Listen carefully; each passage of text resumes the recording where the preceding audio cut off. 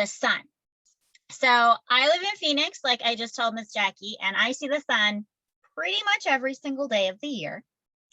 You guys up in Denver maybe have a little bit more weather, but I see that it is very, very sunny for you today too. So we're going to learn, first of all, why it is really important for us to wear sunscreen. All right, it might seem a little silly, but it's actually very, very important, and we should all be wearing sunscreen whenever we go outside. So let's watch a video.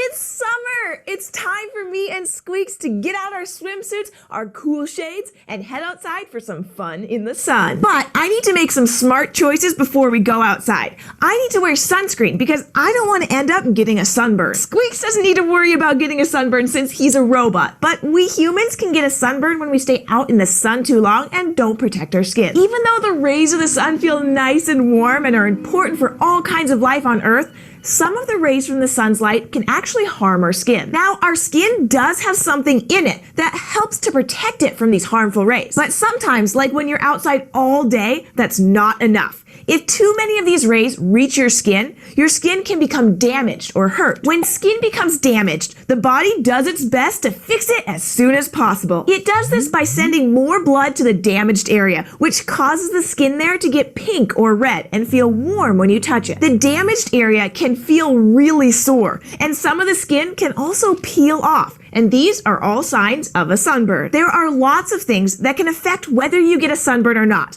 People with lighter skin sunburn more easily, and spending more time outside can also lead to more of a sunburn. But anyone can get a sunburn. Luckily, there are plenty of different things that we can do to keep from getting one. For example, wearing clothes that cover our skin and completely block the sun's light can keep those harmful rays from getting to the skin on our bodies. And wearing a hat can keep those rays from causing a sunburn on our heads. We can also try to spend less time in the sun when its rays are brightest. That's usually between 10 in the morning and 4 in the afternoon. But one of the easiest things that we can do is to wear sunscreen. Sunscreen can be a lotion, a cream, or a spray. But no matter what kind of sunscreen you use, it keeps some of the sun's rays from getting to your skin and can help stop a sunburn. Most sunscreens work by either soaking up those harmful rays, kind of like a sponge, or by reflecting them, kind of like a mirror. Most experts say that you should put sunscreen on at least 10 minutes before you go outside, and you should put on lots of it. It's a good idea to get some help putting on sunscreen, especially in places that are kind of hard to reach, like all over your back. And pay special attention to places you might not think about, like your ears, the backs of your legs, and the back of your neck. And once you get your sunscreen on, you should make sure you keep it on. It's a great idea to take a break every few hours and put on more sunscreen, especially if you're running around and getting sweaty, or you're swimming at the pool or at the beach. So enjoy your time in the sun this summer, but don't forget to wear your sunscreen. Thanks for joining us on SciShow Kids. If you want to keep learning and having fun with Squeaks and me, click the red subscribe button, and we'll see you next time here at the fort. All right, so we are going to make a UV detector, a solar detector. So it's rays that come from the sun and harm our skin are UV rays. So you should have a bag just like this, and it should have some little beads in it, and it should have a pipe cleaner. All right, so take a look at the beads that you have. Some of your beads are different colors. I have some yellow ones, some green ones, a blue one, there's a white one. But then I have a group of beads that are all this strange, kind of a clearish color. Kind of, they're white, but they look a little clear. They don't look quite like the colored beads. These beads are special beads. They are UV. There's a paint, a material that they're coated in that reacts to UV light. So when you go outside, these beads are all going to change colors. The material in them soaks up that UV light, and all of the electrons in that material start to jump around, and they bounce around, changing colors.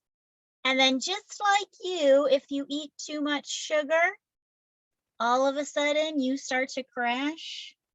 When the electrons stop jumping and bouncing around, when there's no more UV light, they turn back to this colorless bead. So you can put your beads on your pipe cleaner, kind of however you want. If you want to turn this into some sort of pattern, you can do that. If you want to make it into a bracelet or something you can hang off your backpack. But when you have this, you will know if UV light is hitting you and if you should wear sunscreen.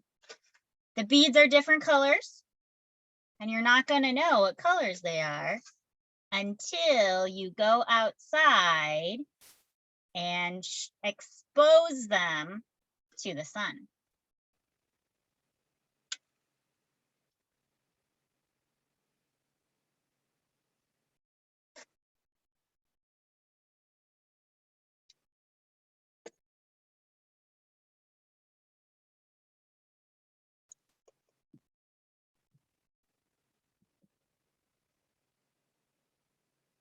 Is it working? Are they changing colors if you hold them up to a window?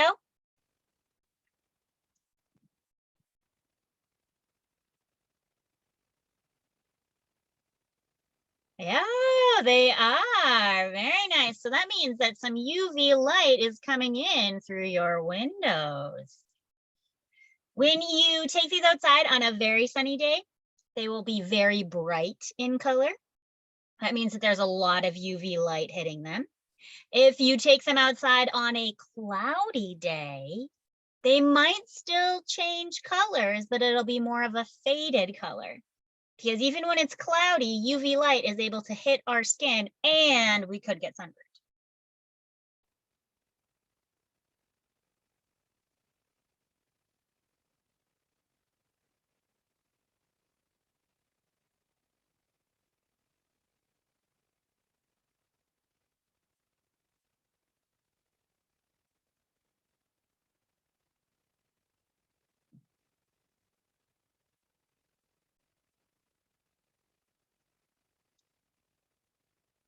So you will have to compare how much color you're getting through your windows when you go outside later and see if you get a brighter color on your beads or if they kind of stay the same color.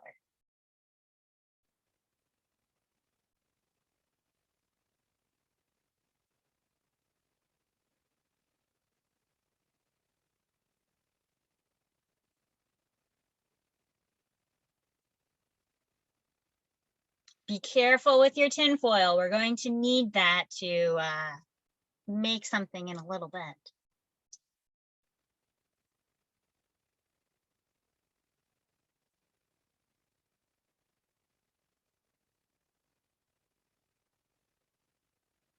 Very good. All right, I see lots of you with your beads all the way on. Some of you have been able to play around with the windows that you're sitting next to see them start to change colors already. Very cool. Yep, nice work. So keep this around and then you'll know just how much sunscreen you should be putting on. All right, so even though the sun can be dangerous and harm our skin, it is also a very powerful source of energy. So we're going to talk next about how we can use solar power to do different things. So we're going to watch another video all about different types of energy we can get from the sun and what we can do with it.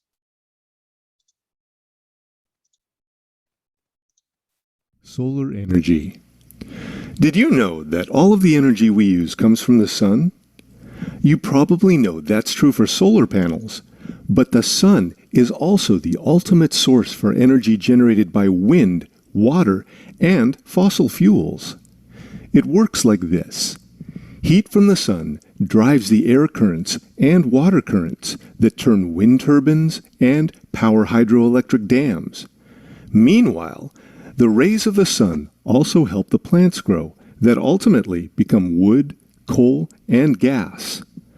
What if we could cut out the middleman to open the most direct path between the sun and the energy we use every day?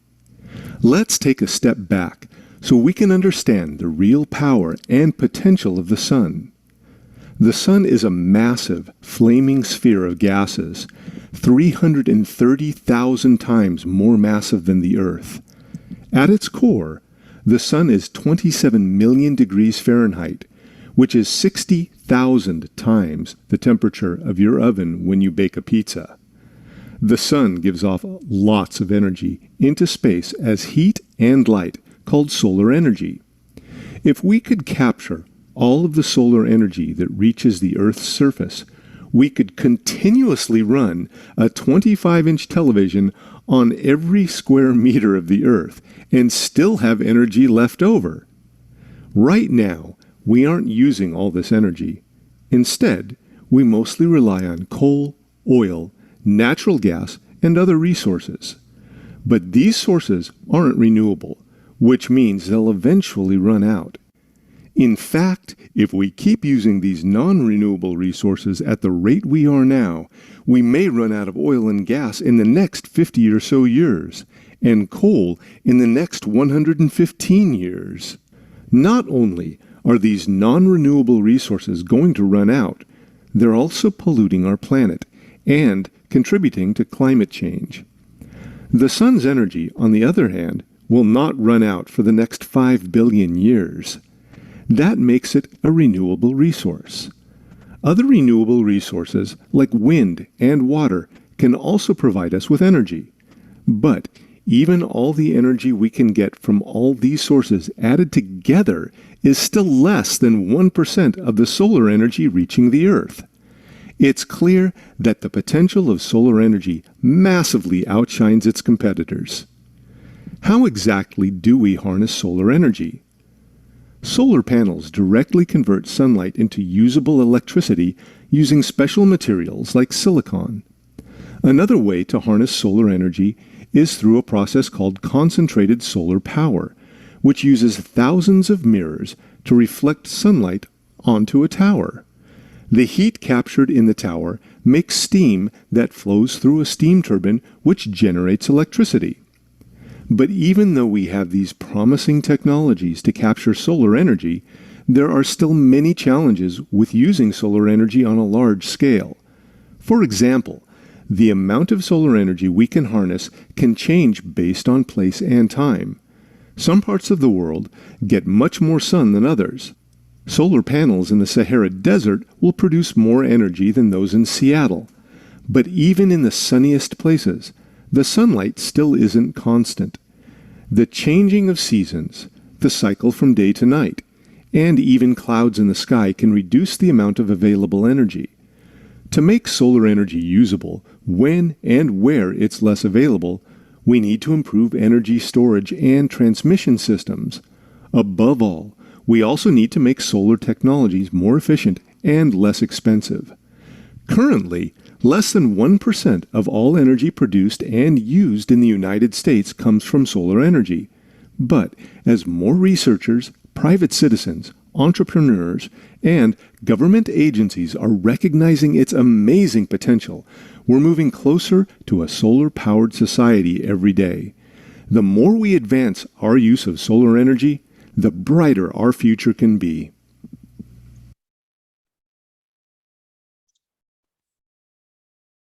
All right, so like they said, solar energy can be a little expensive, but we are going to create our own solar oven today with just the supplies in your bag. So go back to your bags. You should find a piece of black paper, some tin foil, a CD case, and a binder clip. You are also going to need some tape for this activity. I believe everybody will need about 4 pieces of tape.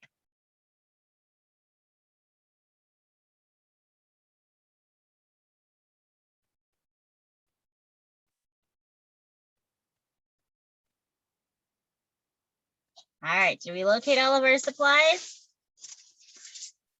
We are going to start with our sheet of tin foil.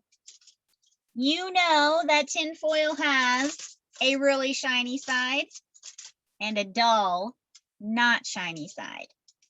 You want to take your tin foil, spread it out on your table or your desk, and you want to have the dull side up. The dull side is facing you. All right, the shiny side you cannot see, it's on the table. So dull side up.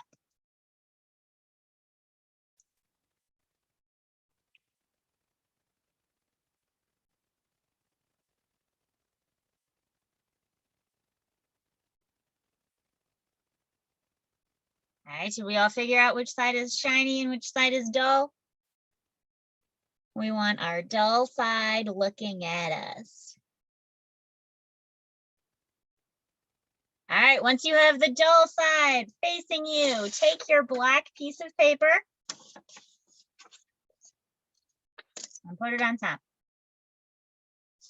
They're going to be lined up, and you are going to tape the edges so that your black paper and your tin foil stick together.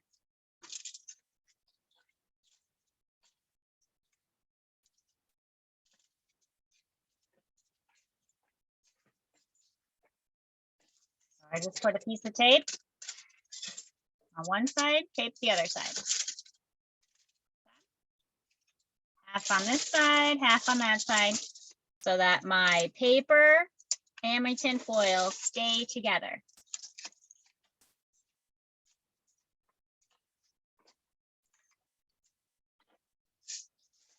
You want to do that on each corner.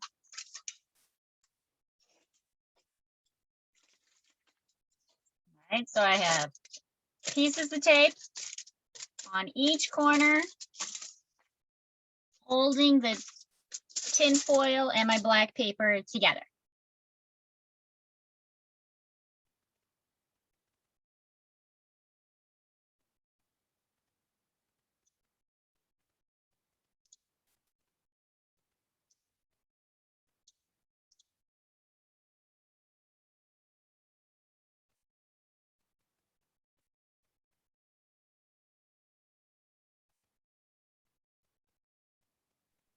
Are they just taping it on each side? You're taping all 4 sides, like all 4 corners. You can tape it along the side, down by each corner. Did I see? Yep, you're taping the foil and the black paper together. Thank you. 4 pieces on each side. You'll have 4 pieces of tape on each corner, 1 on each corner. You want the tin foil and the black paper to stick together.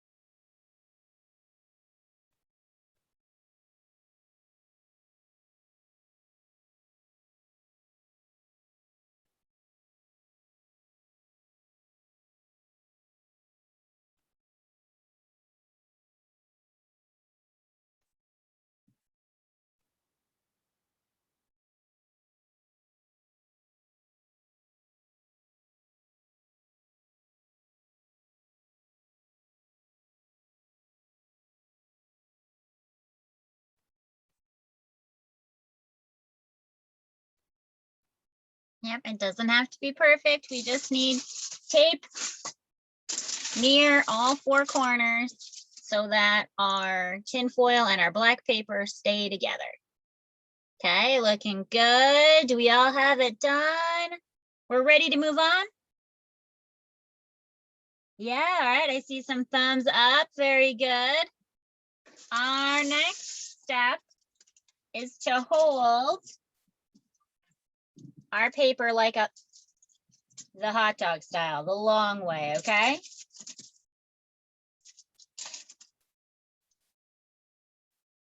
The long way up and down. Not that way, this way. And then you're going to bring your hands together and make a cone.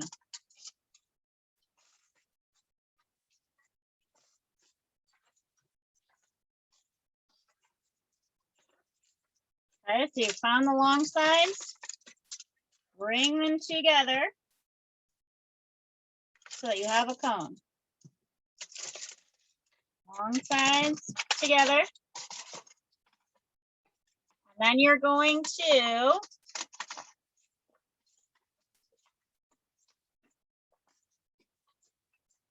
grab your binder clip, flatten your tip, grab your binder clip like that. All right, so you have your long sides folded together. You've got your hands on the long sides, bring them together so that you have a cone. Flatten the tip and clip it with the binder clip. You can use tape right here to hold your cone together. Okay, so now you have a cone that is clipped together at the tip.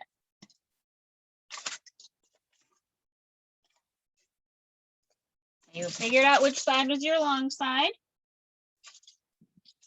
Long side, and you're bringing your hands together to make a cone.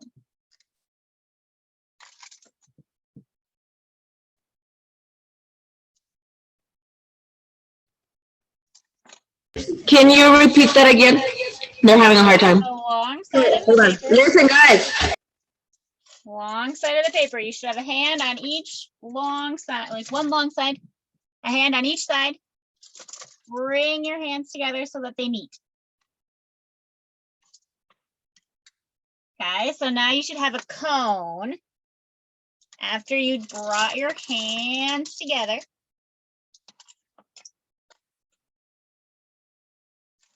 That looks good. Yeah, just like that. Miss, I'm doing the same thing you're doing, but I'm still getting this hole in the bottom. So just bring it together a little bit more. So it's almost like you're folding your paper there. Go like that and then kind of squish it together so that it's all, you don't have that hole. Got it open.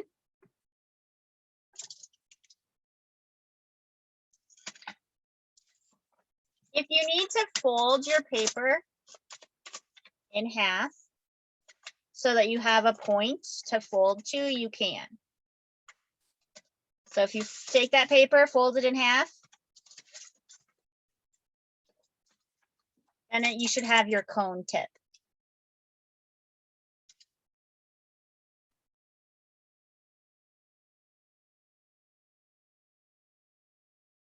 Did that work, Anthony?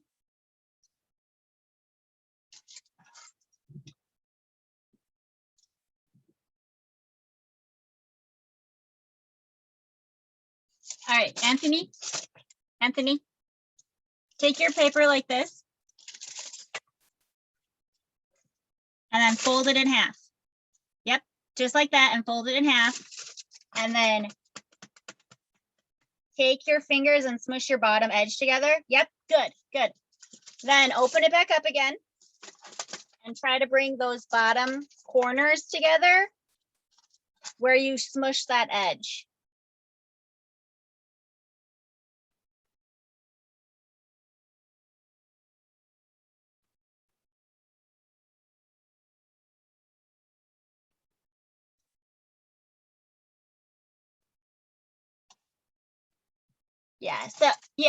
So add some tape along here. Tape this part of your cone. And then your cone tip can be clipped together.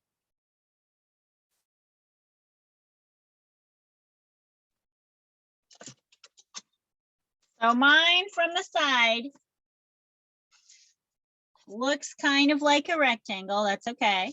Because when we look this way, then I have a big opening. All right. If I hold it up and down, it looks like a cone.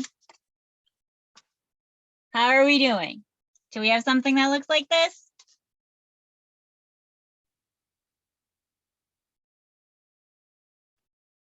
Looks good, Dominic. Good. Good, Justin. Yep.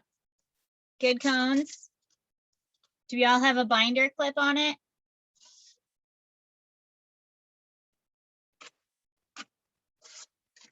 All right. For all that far, we're going to grab our CD cover and put our solar oven. We're going to clip them together. The CD cover is just to provide a base. It's your bottom.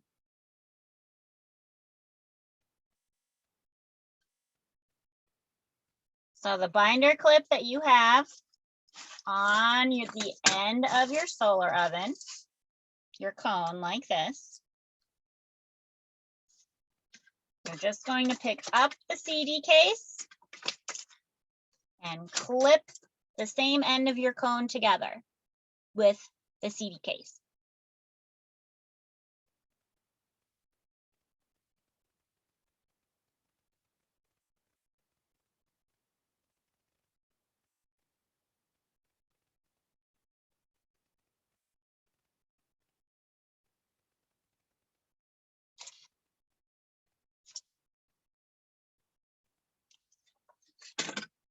So this is the opening of my cone. This is the side that's taped. Here's my pointy end. And that pointy end is where I put the binder clip. Then I pick up my CD case and I clip the pointy end and the CD case together.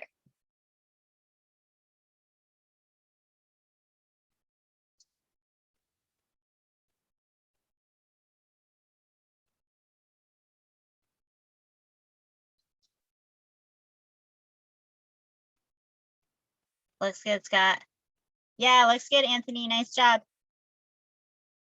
Yeah, looks good. All right, so this doesn't look like it was doing anything, right? But if you have some things that like to melt, such as a marshmallow or maybe some nachos, you can cook food in our solar oven that we just made. So if you have a graham cracker and a marshmallow, maybe some chocolate, you can put them all together. Put this out in the sun. Maybe put some rocks on top of it so it doesn't blow away. Those sun rays that are so strong and powerful that they can burn our skin, they are going to melt the food that you put in here. You could also put in some chips with some cheese on top, make yourself some nachos.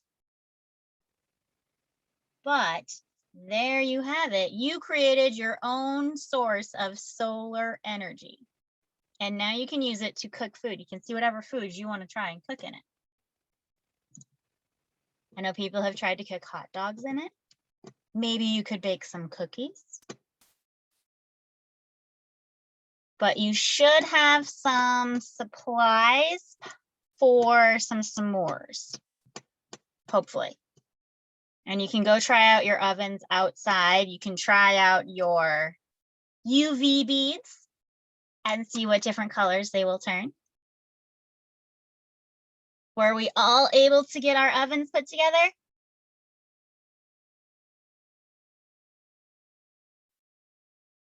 Dominic, how is it? Do you have an oven? Yeah, looks good, Dominic. Nice job. Very good.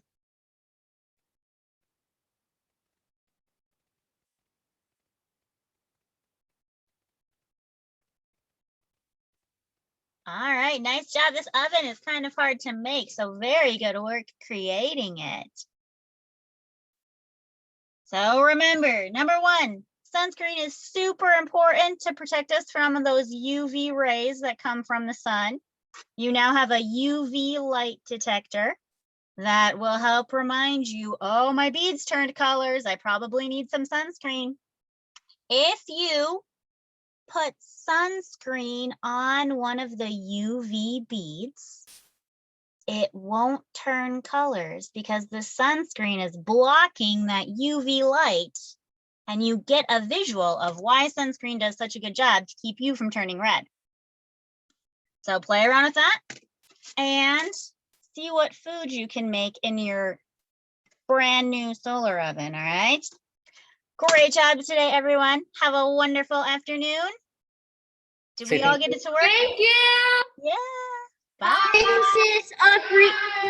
We just made a free stove. You just need to put stuff in it now? Thank you. You're welcome. I'll send you an email. Yeah, thank you. See you. Yeah. Bye. Thank you. Bye-bye. Bye-bye.